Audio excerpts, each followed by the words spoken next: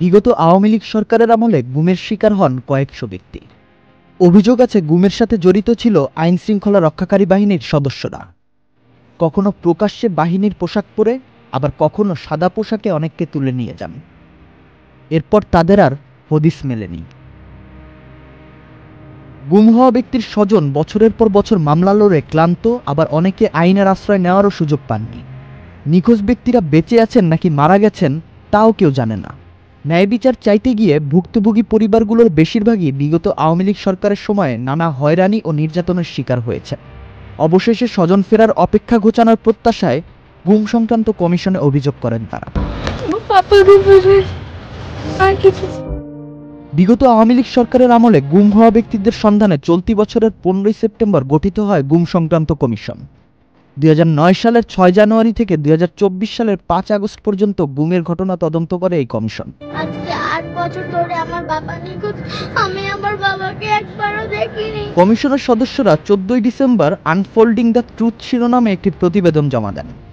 প্রতিবেদনে জানানো হয় গুমের ঘটনায় শেখ হাসিনার সম্পৃক্ততা রয়েছে।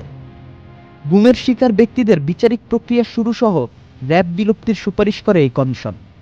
তবে কদিন আগেই গুমের ঘটনাকে স্বীকার করে ক্ষমা চান র্যাবের মহাপরিচালক। র্যাব সৃষ্টির পর আজ পর্যন্ত যে সমস্ত জনগণের যারা র্যাব দ্বারা নির্যাতিত বা অত্যাচারিত হয়েছেন, তাদের কাছে, তাদের পরিবারের কাছে আমরা দুঃখ প্রকাশ করি এবং ক্ষমা প্রার্থনা করি। গুম হওয়াদের সন্ধানে গড়ে ওঠা সংগঠন মায়ের ডাকের তথ্য অনুযায়ী 2023 সাল পর্যন্ত গুম হওয়া 155 জন এখনো ফিরে আসেননি।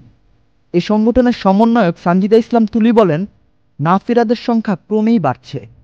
প্রায় 300 ব্যক্তি এখনো নিখোঁজ রয়েছেন বলে প্রাথমিকভাবে জানা গেছে। গুম হওয়া মানুষগুলো কোথায় আছেন তার কোনো স্পষ্ট উত্তর আগের সরকার দেয়, এমনকি তাদের নিয়ে ঠাট্টা পর্যন্ত করেছে।